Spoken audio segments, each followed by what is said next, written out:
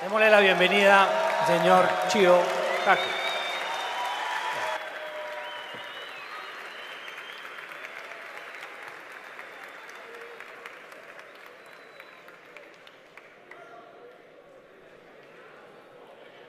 Thank you.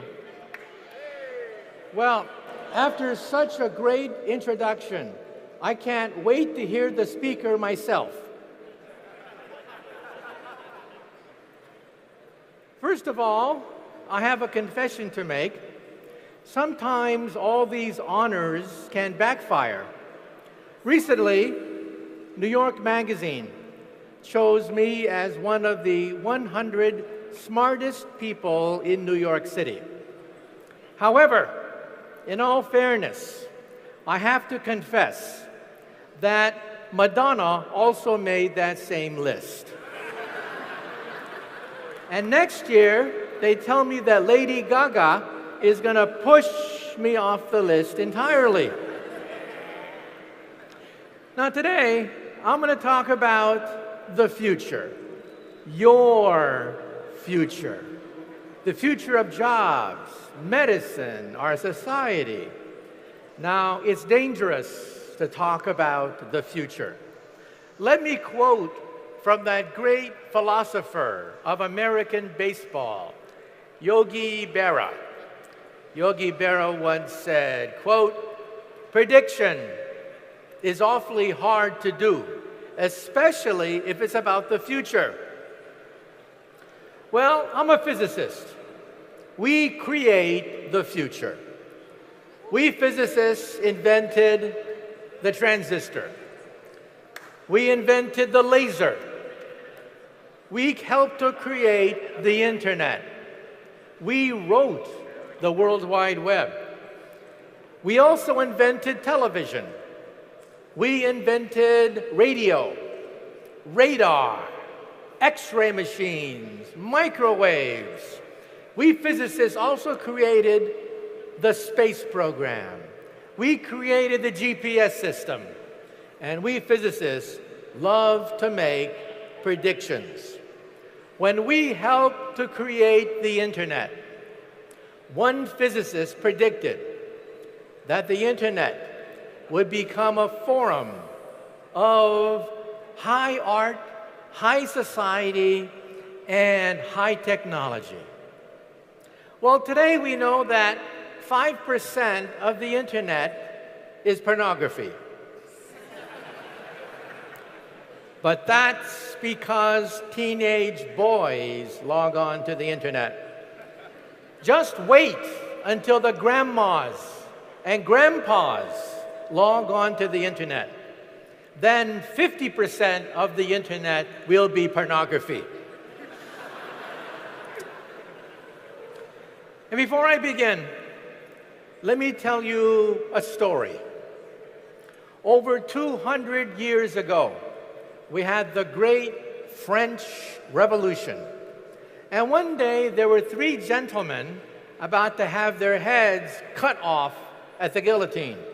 A priest, a lawyer, and a physicist, just like me, about to lose our heads to the guillotine. They put the priest's head on the chopping block. And they asked him, "Do you have any last words before we cut your head off?" And the priest said, "Yes, yes." He said, God shall set me free." Well, all eyes were on the blade. Everybody was watching the blade. They raised the blade. The blade came down, swish, and stopped right before he hit the neck of the priest. People gasped. They had never seen this before. And so they said, "Let the priest go. Today, God has spoken." And now let's see about the lawyer. Well, they put the lawyer's head on the chopping block. And they asked him, "Do you have any last words?" And the lawyer said, "Yes. Maybe the spirit of justice shall set me free." Well, all eyes were on the blade. They raised the blade. The blade came down, swish, and stopped right before it hit the neck of the lawyer. This time, the crowd went crazy. They said, "Today, God has spoken. Justice has spoken. Let there be a holiday." And now let's see about the physicist. Well, they put the physicist's head on the chopping block, and they asked him, "Do you have any last words before we cut your head off?" And the physicist said, yeah, I got some last words. And he said, I don't know too much about God, and I know even less about the law, but I do know one thing. If you look up, you'll see that the rope is stuck on the pulley. And if you remove the rope, the blade should come down real good. Big mistake. Big mistake. The rope came down, the blade came down, and the poor physicist's head came down. And it just goes to show you that sometimes we physicists have to know when to keep our mouths shut. Nonetheless, let me now open the mouths of 300 of the world's top scientists who are inventing the future. My last book, The Physics of the Impossible, talks about the next 500 years. Well, we might have starships, we might have teleportation, maybe even time travel. But my latest book is called The Future of the Mind. I'm proud to say that 2 months ago, my book hit #1 on the New York Times bestseller list. It is the #1 book in the United States right now.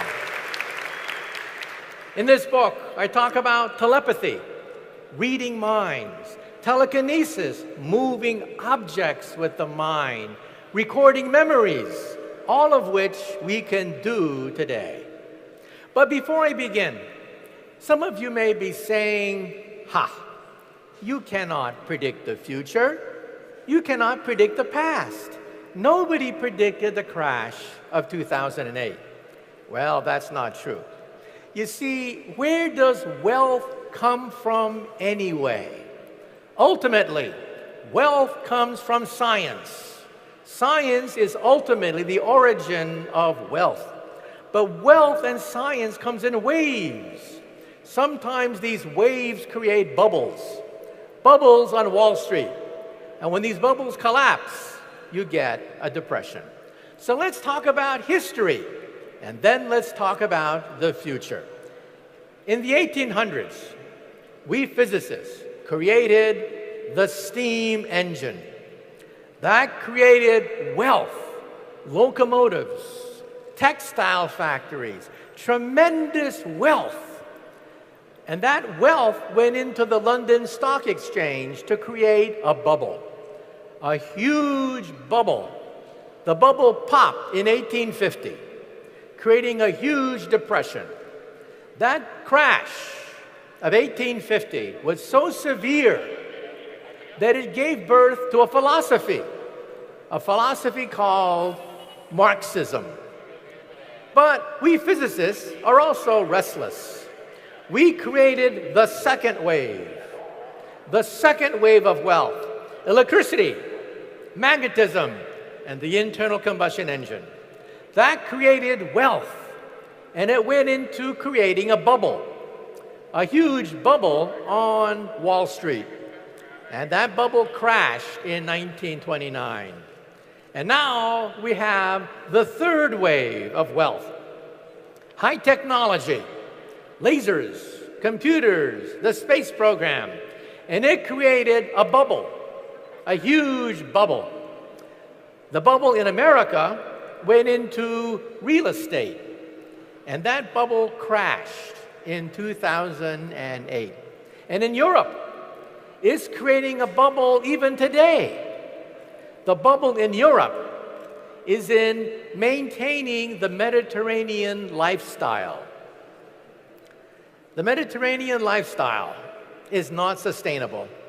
And it is crashing even as we speak. So here's the question for today. The first wave was steam power. The second wave was electricity. The third wave is computers. What is the fourth wave? The fourth wave will generate wealth and prosperity into the future. That wealth is in the form of biotechnology, nanotechnology, and artificial intelligence. These are the engines of wealth. So let's say a few things about Moore's Law. Moore's Law simply says that computer power doubles every 18 months. Now look at this chart. Today, if you get a birthday card and you open it up, it sings, "Happy birthday to you." There's a chip in your birthday card that sings to you. According to this chart, that chip has more computer power than all the Allied forces of 1945. Hitler, Stalin, Roosevelt, Churchill would have killed to get that chip. And what do you do with that chip? You throw it away in the garbage. And now, look at 1969. In 1969, we put 2 men on the moon. But if you look at all the old NASA videotapes, how much computer power did they have in 1969? 64K processors. Your cell phone today has more computer power than all of NASA in 1969 when they put 2 men on the moon. You're not going to put me in one of those rocket ships. I'm not going to go into outer space knowing that I'm backed up by 1 cell phone. It's criminal what we were doing. And now, look at 2020. You now know the future. In 2020, the price of chips will be 1 penny. That's the cost of scrap paper. Bubblegum costs more than computers in the future. So computers will be everywhere and nowhere. Where is electricity today? Electricity is under your feet, in the walls, in the ceiling. Electricity is everywhere and nowhere. The word electricity has disappeared from the English language. That's the future of the chip. Chips will be everywhere and nowhere. In the walls, the ceiling, your clothing. It will disappear. The chip will be everywhere and nowhere, creating wealth, jobs, prosperity. So where will the internet be in the future? Well, realize that paper also evolved from papyrus to the book. Paper today is everywhere and nowhere. So computers are like paper. Computers of the future will become invisible. So where will the internet be? In your glasses. These glasses are more powerful than Google glasses because they recognize people's faces. How many times have you bumped into somebody like at a conference like this? And you wonder, who are these people? In the future, when you see somebody, their biography will be next to their image. If they speak to you in Chinese, you will see subtitles underneath their image if they speak to you in Chinese. How many times have you been at a conference like this and you bump into somebody and you say, who is this person? I know this person. It's Jim. No, it's John, Jake. I know this person. In the future, your glasses will say, it's Jim, stupid. You see him every year. Every year you see him. And let's say you're at a cocktail party And you know there's some very important people at that cocktail party, but you don't know who they are. In the future, you will always know who to suck up to at any cocktail party. But children demand this technology. Children are the driving force to make the internet everywhere and nowhere. Not just your glasses, but also eyepieces, shining it directly to the retina of your eye. Eventually, fashion models will be everywhere and nowhere. This is the future of your home office, the future of your entertainment, everywhere and nowhere. But there's a problem. A problem. Let's say you don't wear glasses. Let's say you don't like glasses. Then what will you do?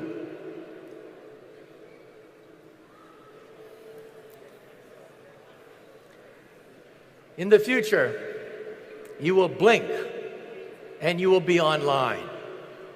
And who are the first people to buy internet contact lenses? College students taking final examinations. They will blink and see all the answers right there in their contact lens. This is how you will recognize people's faces. If they speak Chinese to you, you'll see subtitles. Subtitles underneath their image if they speak Chinese to you. You will always know who you are talking to, what you are looking at. You will have the universe inside your contact lens. Also, husband and wives will connect their contact lenses. And so husbands will see what their wives are seeing. If the husband always buys the wrong groceries, the wife can tell the husband, no, you're buying the wrong thing, because they communicate with each other. Now, this is called augmented reality. Augmented reality is when you see information everywhere, everywhere you look, everywhere you talk to, information. This is different from virtual reality. Virtual reality is for children. This is for adults. Now, you've seen this before. There is a Hollywood movie where you've seen this before in the movies. What Hollywood movie talked about augmented reality? Here is the former governor of California. This is Arnold Schwarzenegger. And when he sees a victim, he sees a biography next to their image. Who else is interested in this? NASA is interested. Because in outer space, you cannot see the blueprint. In the future, astronauts will see what they are doing in their contact lens. Who else is interested in this? The military. The military already has a working version of this. This is not science fiction. The military has an object about this big. You put it on your helmet, you flick it over your eye, and boom, you're on the internet. You see the entire battlefield right there in your lens. So this already exists. So what this means is we're talking about the digitalization of life. Life, one by one, is being digitalized. For example, money. This is money of the future. You will simply point and click, and you will buy things in the future. Money is being digitalized. In fact, in the future, when the internet is in your contact lens, you will simply blink and buy things. And this is the future of your cell phone. This is the cell phone of the future. Today, if you try to type on a cell phone, it's very difficult. In the future, we will have intelligent paper. We will scroll out as much intelligent paper and type on this paper and then fold it up and then put it in your pocket. So cell phones will have unlimited access to keyboards and screens. And this is the future of paper. We can now make paper intelligent. We can make yards of the stuff. In fact, this is the future of wallpaper. In the future, wallpaper will become intelligent. Today, if your wallpaper is old, discolored, stained, what do? You suffer. That's what you do. In the future, you talk to your wallpaper, and it changes color. This is also the future of medicine. Today, if you feel sick, what do? See a doctor? It's expensive. In the future, you will go to the wall and say, "Mirror, mirror on the wall. Mirror, mirror on the wall. I want to talk to a doctor right now." Boom! RoboDoc appears. RoboDoc is animated, accesses the internet, gives you medical advice almost for free. This is the future of medical care. A hospital inside your wallpaper. And let's say you're in a car accident and you have to talk to a lawyer right now. Boom, Robo-Lawyer appears. And Robo-Lawyer tells you what to do in case of a car accident. Robo-Professor, Robo-Doc, Robo-Lawyer will be in your wallpaper. So we're witnessing the digitalization of life, commerce, and capitalism itself. Look at music. Music was the first industry to be digitalized. The music industry said, "No, we will never go on the internet." Well, who controls the music industry today? Believe it or not, the company which controls the music industry today is Apple Computers through iTunes. What's the lesson? The lesson is, if you ignore this process, you will go bankrupt. You're free to ignore everything I've said. You're also free to go bankrupt. Or you can ride the wave to riches. This is the source of wealth of the future. What's being digitalized today? Today it's media, newspapers, books, magazines, movies, television. They're all being digitalized. What's next? What's next is transportation, medicine, and education. For example, this is your living room of the future. This is how you will relax in your living room. You'll be surrounded by intelligent screens. You'll have three-dimensional sports. You'll be right in the middle of a football game, right in the middle. Everything will be in 3 dimensions. This is also the future of your love life.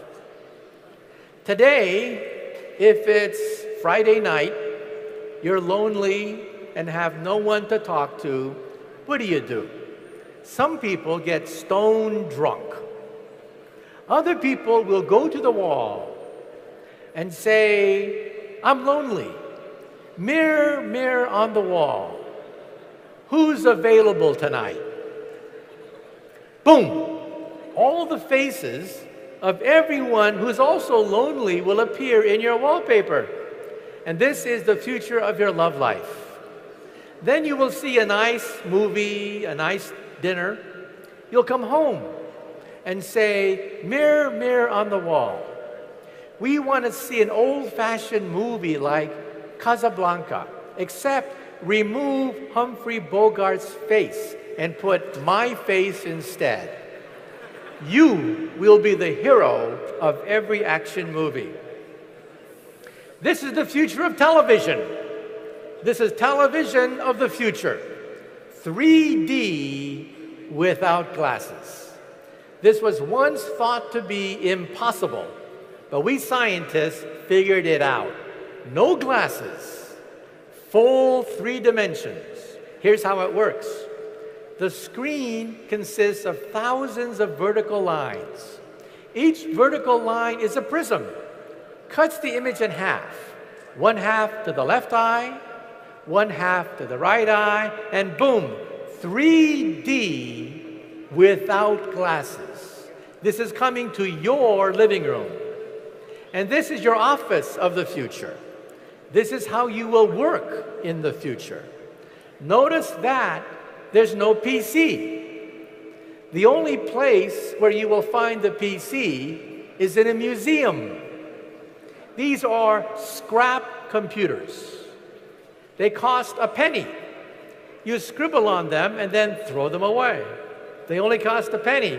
But when you go from room to room, the scribble follows you in the cloud. All your files, everything you write will follow you in the cloud. And this is your cubicle of the future. This is how you will work.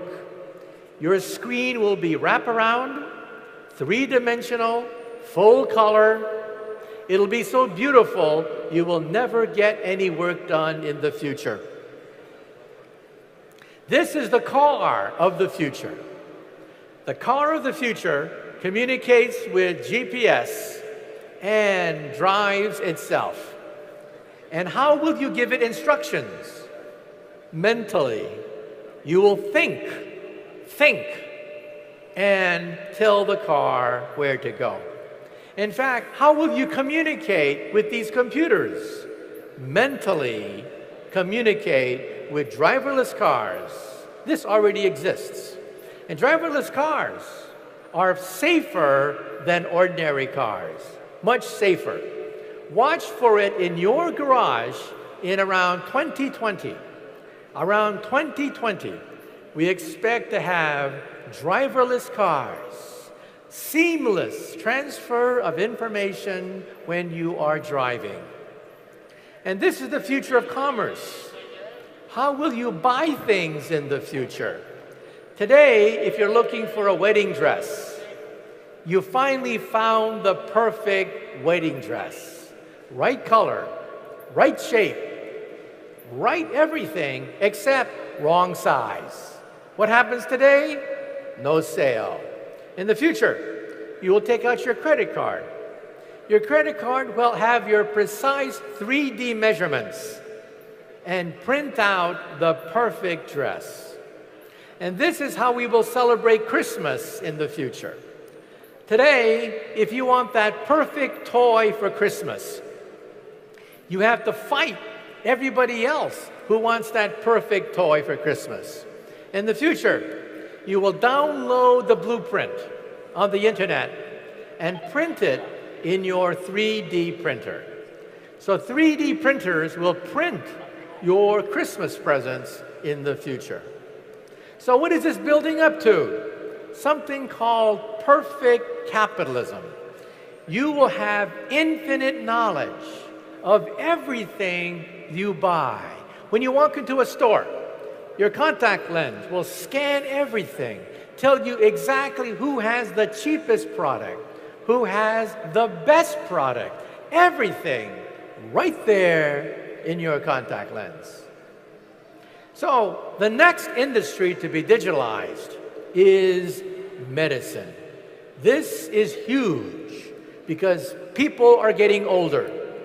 We're going to have more and more people in the hospital. So let's ask a question. How small can you make a chip? We can make a chip so small, you could put it inside an aspirin pill with a TV camera and a magnet. You swallow it. You guide it with a magnet. It goes into your stomach, goes into your intestines. Because we all know what middle-aged men fear the most. Middle-aged men fear the C word, colonoscopy. That's when they put a tube up your rear. But this gives new meaning for the expression Intel inside. Intel will always be inside in the future. And even cancer will be attacked by nanoparticles. Nanoparticles that kill individual cancer cells. Now, in the next slide, we will see an invention which will eliminate tumors in the future. This next invention is incredible. The word tumor will disappear from the language. This incredible invention is your toilet. Your toilet of the future will have a chip in it. That chip will identify cancer genes 10 years before a tumor forms.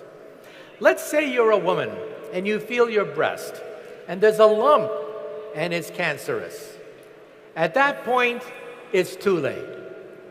It's really too late. You have 10 billion cancer cells growing in your breast. Your breast has to be removed immediately. Surgery immediately. No ifs, ands, or buts. Your breast is gone. In the future, your toilet will say, you have breast cancer. Do something. You have 10 years to do something. So the word tumor could disappear from our language. But you may say to yourself, in a hospital, they have huge MRI machines. But why? Because you have to have a uniform magnetic field. On the right is the world's smallest MRI machine, and it's the size of a briefcase. How small can you make an MRI machine? According to the laws of physics, you can make it this big. This is the future of medicine. In your cell phone, you will have the ability to see inside your body. You will talk to RoboDoc on the wall, and RoboDoc will say, get an MRI machine. You take out your cell phone with the power of an MRI machine. And what will we do with this information? We will first scan your genes. I had my genes scanned. BBC Television took my blood, sent it to Vanderbilt University, and they gave me a disc with most of my genes on it. And what will we do with this disc? This is an ear. It is made out of plastic. You put cells from your ear into the plastic. It grows into a perfect ear, and then the plastic dissolves. This is the future of medicine, a human body shop. On the left is bone. We can grow bone from your bone. On the right is cartilage, noses, ears. We can now grow skin, noses, ears, blood vessels, bone, and bladders. An entire bladder can now be grown from your own cells. Windpipes. An entire windpipe was grown from your own cells. Now, the next organ to be grown is the liver.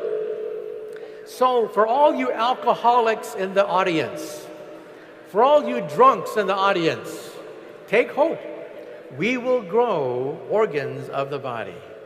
And the next organ is the brain. The brain, we can now analyze blood flow in the brain. And we can now see if certain superstitions are correct or not. For example, there is a superstition that when a man talks to a pretty girl, he starts to act stupid. It's true. Looking at blood flow in the brain, blood drains from the brain when a man sees a pretty girl and he starts to act retarded. It's true. We see that with brain scans. And we can now connect the mind to a machine. This man is totally paralyzed. We put a chip in his brain and we connected him to a computer. This man can now write email, read email, play video games, operate a wheelchair, operate household appliances, and he is paralyzed, totally paralyzed. This is my colleague, Stephen Hawking. He is paralyzed. So we put a chip in his glass, a chip in his glass. He can now communicate mentally using a chip in his glass. And if you saw the football games in Brazil, the World Cup games, who started the World Cup games? A man who was paralyzed like this, with an exoskeleton connected to his brain. He started the World Cup games in Brazil. Artificial arms, artificial legs, exoskeletons controlled by the mind. This is what is possible. So we are talking about exoskeletons controlled by the mind. And in Japan, we already have headbands that you wear to parties that read your thoughts. In Japan, the headband has 2 ears on it. When you talk to somebody who's interesting, the headband lights up like this. If you talk to someone who's interesting. If you talk to someone who's boring, your ears go like that. So in the future, you will always know if you're going to go home alone at night after a party. They read your thoughts. We can also create pacemakers for the brain. Memories can now be recorded. Last year, for the first time in history, we recorded a memory, inserted the memory back, and the animal remembered the memory. We can now record memories. We can record thoughts, can now be recorded. This means that one day we may have the Matrix. One day we may have the ability to record entire thoughts into the mind. We can also photograph thoughts. These thoughts are recorded on an MRI scan on the left. A computer analyzes the MRI scan and prints out a picture. So on the top, we have the picture. On the bottom, we have the picture created by a computer, which reads your mind. These computers can now photograph a dream. We once thought that dreams can never be photographed. Now we can do it. At Berkeley, we've now perfected the technology of recording thoughts and recording dreams. And one day, we will control robots mentally. This could be the future of the space program. In the future, we will put astronauts on the moon, robot astronauts. The real astronaut is on Earth, controlling the robot via remote control. These are called surrogates or avatars. This is also the future of education. So many people miss school when they're sick. In the future, you will have an avatar. You will have a surrogate. It will attend class. you will never miss a day of school. The teacher will always know where you are because your avatar, your surrogate, is sitting in your chair. Isn't the future wonderful? You will never be able to cut class again. True robots, however, have been too difficult to create. However, robots in the hospital are a definite possibility. So robot nurses is where you're going to see robots of the future. And also, let me conclude on the following note. What does all this mean? It means that we are headed toward perfect capitalism. And in perfect capitalism, intellectual capitalism becomes more important than commodity capitalism. Tony Blair likes to say that England derives more revenue from rock and roll than it does the coal mining industry. Think about that. Look at food. Food is a commodity. Today you had breakfast that the King of Spain could not have had 100 years ago. That's how cheap food is today. So commodities are getting cheaper and cheaper every year. But intellectual capital, computers, science, art, music, intellectual capitalism is becoming more and more valuable. So who will be rich and who will be poor in the future?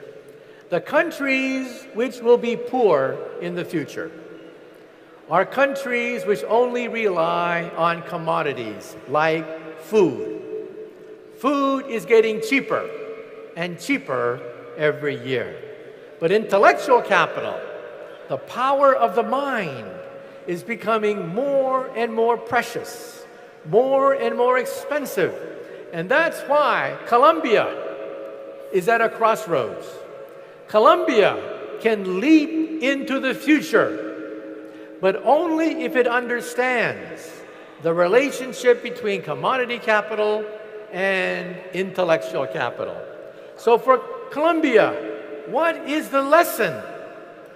First, education.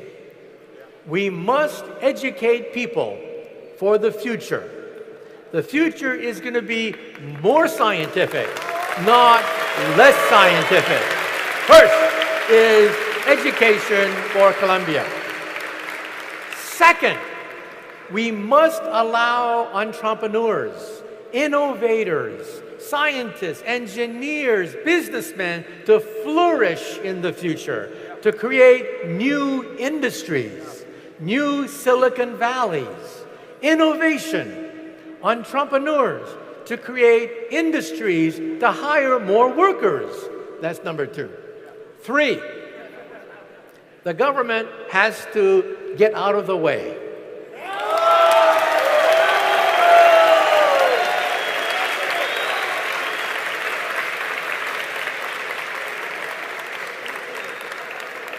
The response of politicians is tax, tax, tax, regulate, regulate, regulate, okay?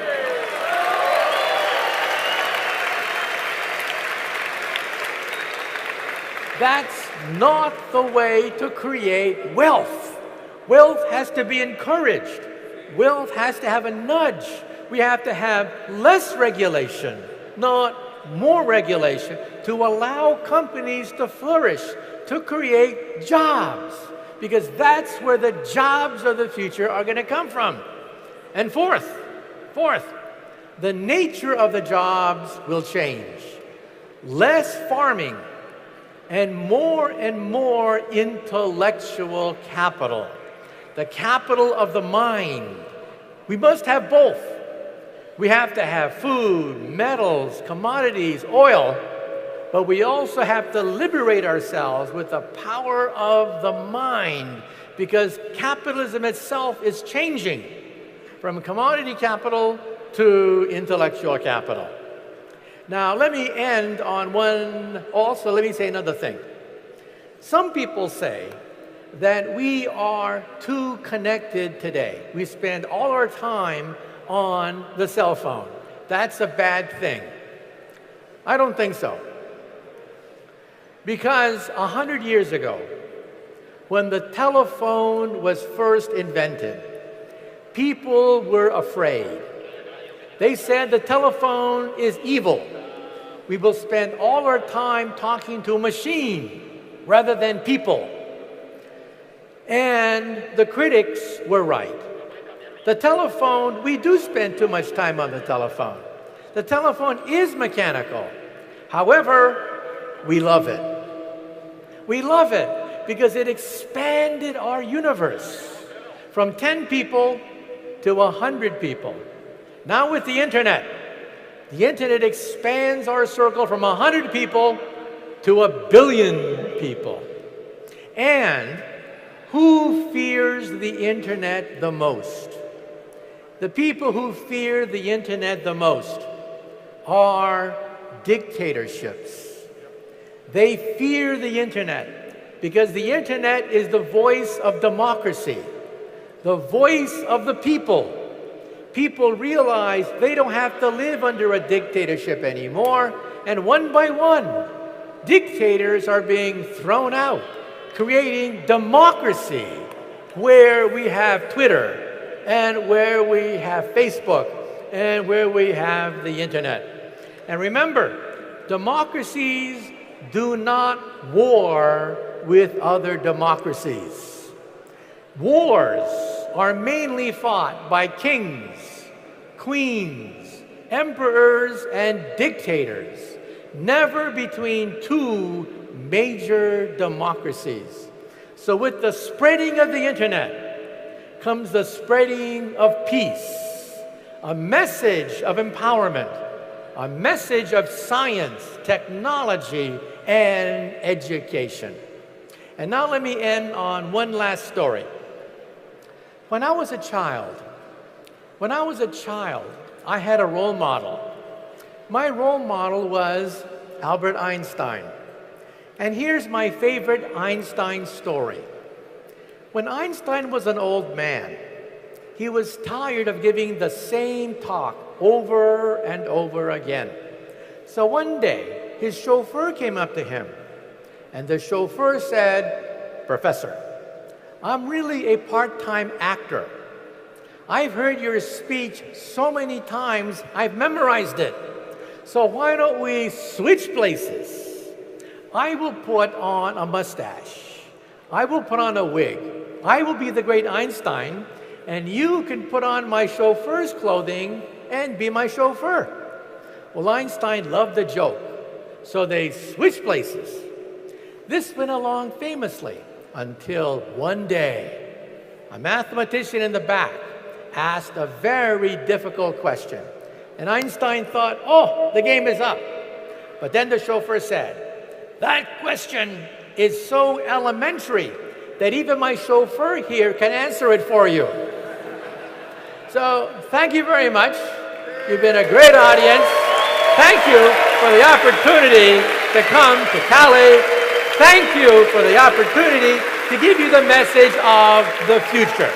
A message of hope, a message of democracy, a message of freedom, a message that you can take home. Thank you so much for inviting me. Thank you.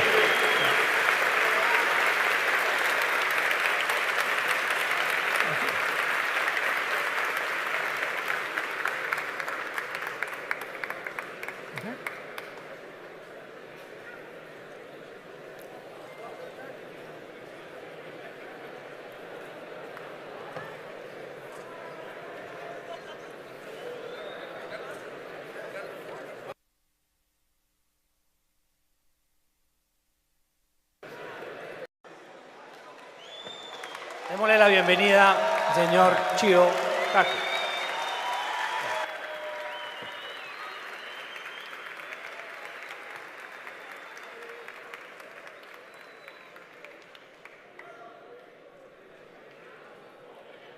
Thank you. Well, after such a great introduction I can't wait to hear the speaker myself. First of all, I have a confession to make. Sometimes all these honors can backfire. Recently, New York Magazine chose me as one of the 100 smartest people in New York City. However, in all fairness, I have to confess that Madonna also made that same list. And next year, they tell me that Lady Gaga is going to push me off the list entirely. Now today, I'm going to talk about the future, your future, the future of jobs, medicine, our society. Now, it's dangerous to talk about the future. Let me quote from that great philosopher of American baseball, Yogi Berra. Yogi Berra once said, quote, "Prediction is awfully hard to do, especially if it's about the future." Well, I'm a physicist. We create the future. We physicists invented the transistor. We invented the laser. We helped to create the internet. We wrote the World Wide Web. We also invented television. We invented radio, radar, X-ray machines, microwaves. We physicists also created the space program. We created the GPS system. And we physicists love